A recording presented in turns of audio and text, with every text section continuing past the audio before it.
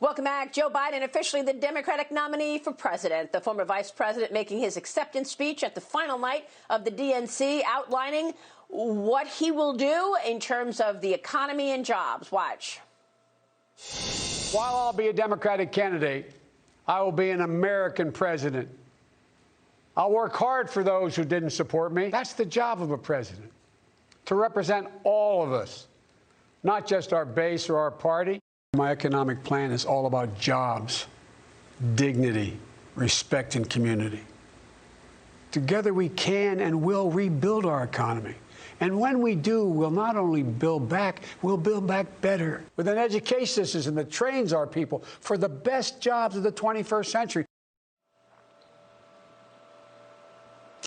Joining me right now is the Vice President of the United States, Mike Pence. And Mr. Vice President, it's wonderful to have you this morning. Thanks for being here. Yeah, morning, Maria. What was your reaction to the DNC capped by Joe Biden's speech last night? Well, obviously I didn't get to watch a lot of it, but the parts that I saw over the course of the whole week painted a very grim picture of the United States of America. It was very negative, very hostile. We heard the likes of Bernie Sanders and Elizabeth Warren talk about policy, but most of the convention was an ad hominem attack on the President of the United States. And last night in Joe Biden's address, we heard a lot of platitudes. But if you read between the lines, you heard about Joe Biden's plan to raise taxes, increase regulation, and take us back to all the same policies of the last administration that resulted in the slowest economic recovery since the Great Depression, and I believe were rejected by the American people in 2016. So I'm looking forward to next week, the Republican National Convention. We're going to talk about what this president has done, rebuild our military, revive our economy, stand by all of our strong constitutional liberties, appointing conservatives to our courts, standing by law enforcement, standing for law and order. And we're going to contrast that with Joe Biden and the Democratic Party's agenda driven by the radical left of higher taxes, socialized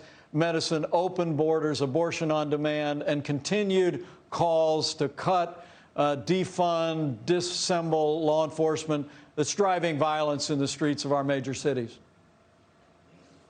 Yeah, I mean, that's one point that I've been making. You didn't hear a word all week about the crime and vandalism and rioting going on in our big cities. You really also didn't hear a word about China.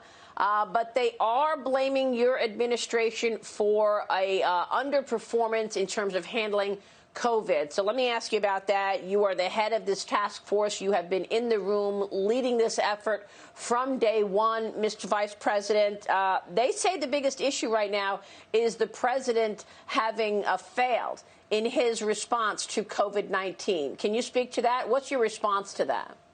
I couldn't be more proud of President Trump's leadership of the coronavirus response from day one. And you speak about China. Joe Biden never talked about China in his speech, but the coronavirus came from China. And when President Donald Trump, before the end of January, suspended all travel from China, Joe Biden said it was xenophobic.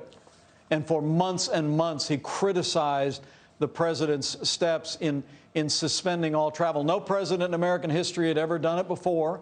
China is the second largest economy in the world. But President Donald Trump said, we're going to put the health of America first. And I can tell you, because of the president's action, and standing up the White House Coronavirus Task Force beginning in early February to develop a vaccine that we're well on our way to developing even before the end of this year, reinventing testing. Now we're doing more than 800,000 tests a day, standing up an industrial effort on a wartime footing, the likes of which we haven't seen since World War II, to create ventilators and produce masks and gowns and medical supplies.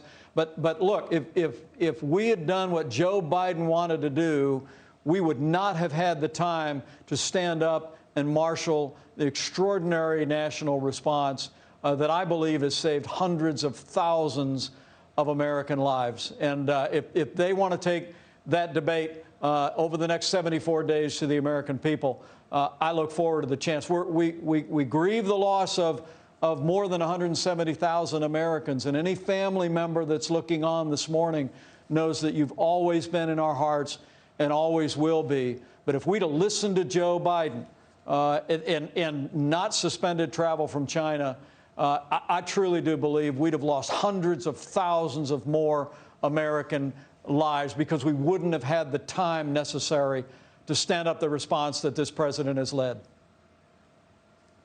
So let me ask you about Kamala Harris, who you will be debating in the coming weeks. What are you expecting her line of attack to be? The California senator accepting the Democratic nomination for vice president earlier in the week, becoming the first woman of color on a U.S. presidential ticket. Let me tell you, she was a attack dog on Biden during the Democratic debates. She's a prosecutor.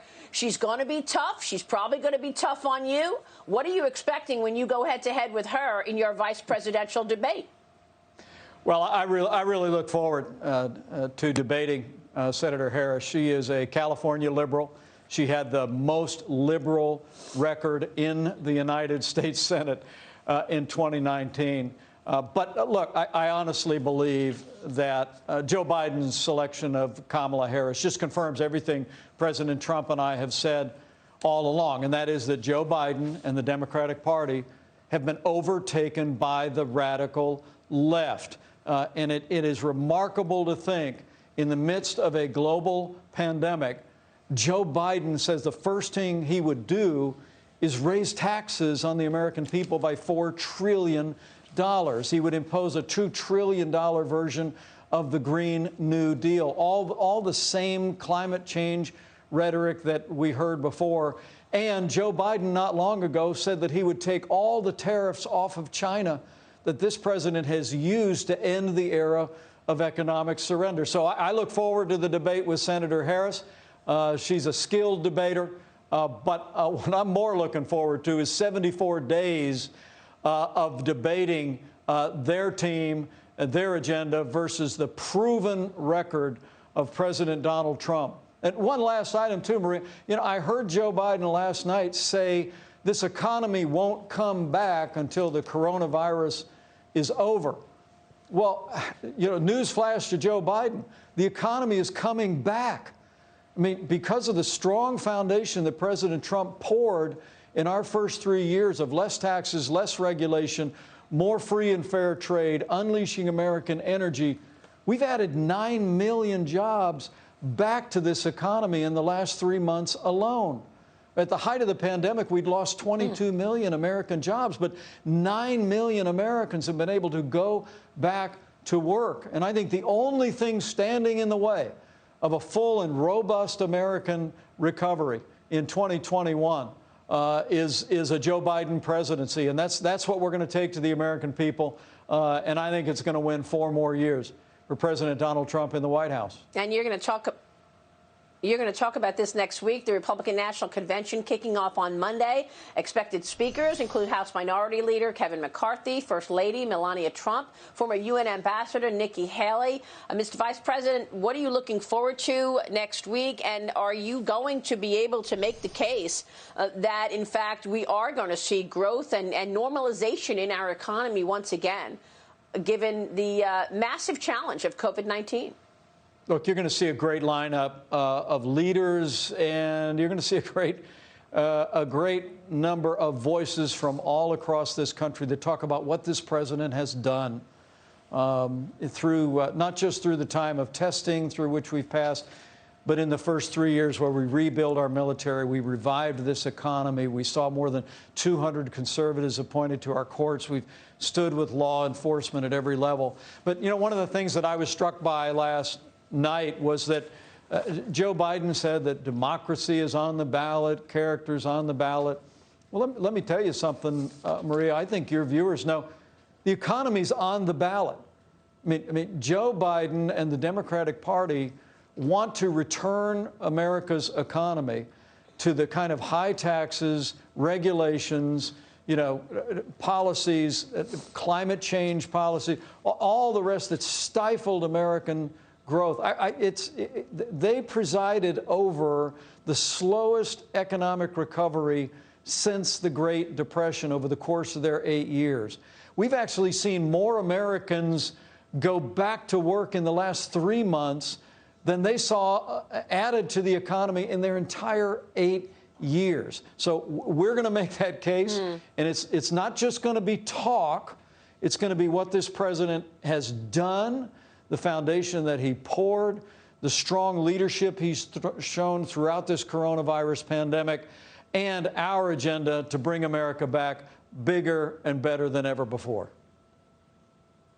Well, maybe that's why they're not talking specific policies, because the policies will scare you. Like Joe Biden wanting to raise taxes by $4 trillion. They are pushing things like empathy. And in the middle of it all, we get this news about Steve Bannon, Mr. Vice President. What's your reaction to this? This is the former White House strategist. He's out now on bail, $5 million in bail. He was arrested yesterday on fraud charges, being accused of spending over $1 million of donated money from that We Build the Wall campaign for personal expenses. What do you have to say about this? What is the administration's response to Bannon getting arrested? And I should say, Bannon says he's not guilty. Well, I want to allow Steve Bannon to have his day in court. And I don't know any more about that than what I've read in the paper. But what I do know is that President Trump denounced that effort months and months ago. And I think one of the great accomplishments, as Democrats are arguing for open borders, Joe Biden is advocating amnesty for 11 million illegal immigrants. Remember, it was just a few short years ago that the Democrats were opposing any effort to build a wall on our southern border. The president knows that a nation without borders is not a nation, and so he stood strong. We declared a national emergency as thousands were surging across our border in the South every day. And the president was able to use his executive authority. We've got billions of dollars, nearly 300 miles of border wall built. As the president said that months ago, that was the right way to do that. And we'll continue to drive toward getting that wall built and let these other matters take care of themselves. Yeah. Look, I think the wall, restoring law and order, resonates with the audience. These are things that voters want, and you've been right there. But the coronavirus is still, a major danger. There are reports that you told the governors this week that teachers are now being declared essential workers to encourage schools to open. People want to get back to work, want to get back to school. Tell me about teachers being essential workers. Did you tell the governors that, sir? Well, what we've done is add teachers to Homeland Security's list of essential workers. And there's no mandate in that, Maria. What that is when you're declared an essential worker, it means that you are going to be prioritized for things like PPE and support. But we want to get our kids back to school. But we also want teachers to know that we're going to make the resources available so that their schools can be a safe environment for them, for all the faculty and all of the staff that works there. But look, there's no question about it. We don't want our kids to fall behind academically. And the president's been clear, we want them back in the classroom. But there's so many other services that children only receive at school: special needs kids, kids with learning disabilities, nutrition needs that are met for underprivileged kids. And for working families, I read the other day that only 1 in 5 single parents in America can telework. So, Maria, it's right for our kids academically. It's right for all of their unique needs, especially the vulnerable and underprivileged kids. But for working families, we got to get our kids back to school. States across the country are opening up again. My wife's going to be back in the classroom teaching next week. But for all of our teachers, indicating that they are essential workers, we just wanted it to be clear that they are going to have the full support of this government, have the supplies and the resources to be able to go back to work safely. You know, this is such a serious issue, and it's as serious when you look at the shutdown and the impact on people's livelihoods, right, Mr. Vice President. And to hear the political football being played around such a serious issue of virus, impact, sickness, as well as my business just went under because I can't have any foot traffic. Would we be seeing the same reaction if this weren't an election year?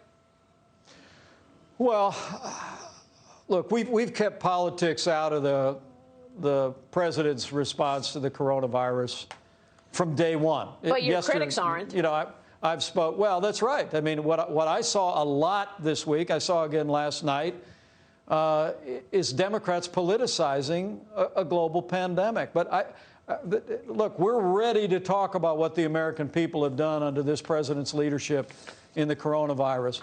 You know, as I said, if we'd have listened to Joe Biden and not suspended all travel from China, we wouldn't have had the time to reinvent testing.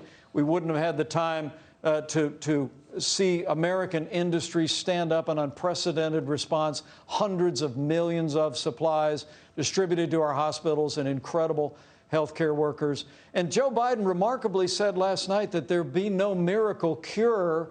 Well, you know, we actually believe that there's a high likelihood that we're going to have one or more vaccines for the American people before the end of this year. This president, in the first week of February, initiated an effort to start developing a vaccine. We're already in phase 3 clinical trials with a number of promising vaccines. That is, Maria, as you know, record time. And the most remarkable thing is, as the president initiated Operation Warp Speed, we're not waiting to create the vaccines until they're proven and approved by the FDA. We're actually paying right now to manufacture millions of doses of these promising vaccines. So the moment the FDA says that they are safe and effective, we'll have millions of doses for the American people. I believe we'll have a vaccine before the end of this year. But for Joe Biden to say no miracle cure, to be critical of all of the sacrifices the American people have made that slowed the spread, that flattened the curve, that undoubtedly, despite the heartbreaking loss of more than 170,000 of our countrymen, I believe what the American people have done, what this president has done, saved hundreds of thousands of American lives. And if they want to debate that between now and Election Day, we'll take that case to the American people, and they will see that it's just one more example of the strong leadership of President Donald Trump. Yeah, I mean, it was January 31st when he shut down travel, and I know that Joe Biden called him a xenophobe for doing it. Look, the election is 74 days away right now, Mr. Vice President. I spoke with some business people yesterday, and some of them are very worried about the Senate races. How are you feeling about the election? Can the GOP hold on to the Senate majority? And how much will law and order resonate? You know, there are riots in Portland right now, highlighting the violence over the last 83 nights. Big cities, including New York, seeing a jump in crime and homelessness. Are you going to be talking about this? And what is the federal government's responsibility here as people worry about the Senate races as well? So talk to both of those issues. How are you feeling about the election? Business people worried about the Senate races as well, and how important law and order returning to our cities will be in terms of the impact on the election. Well, let me speak just a second about the point that you made. Before the end of January, before there was a single case of coronavirus transmitted person to person in the United States, President Donald Trump suspended all travel from China. No president had ever done that before. And Joe Biden called it xenophobic. For months and months, he criticized the president's decision to put the health of America first. And last night he talked about his coronavirus plan in March. Well, if we'd listened to him in January, America would have been far behind in those days in March when the pandemic was striking so deeply in major cities across the country. But instead, we were ready. We were able to surge supplies, resources to support our healthcare workers, to surge testing across the country. But Joe Biden got it wrong. He got it wrong for months, and the American people deserve to know it. Now, to your other point, I truly do believe that the fact that Joe Biden and the Democrats last week never mentioned the violence that is claiming lives and resulting in destruction in our major cities every single night was astonishing. All we heard again was platitudes. We heard about systemic racism in America, and nothing to do with the fact that cities like Portland and Chicago and New York City have literally been set ablaze by violence. So this president and this campaign, we're going to talk about how we're going to bring America all the way back, bring it through this time of testing, but we're going to talk about how we're going to support law and order, support the men and women of law enforcement, and get ready to hear a lot about that next week. Mr. Vice President, we'll be watching. Thanks very much for your time this morning, sir. We so appreciate it.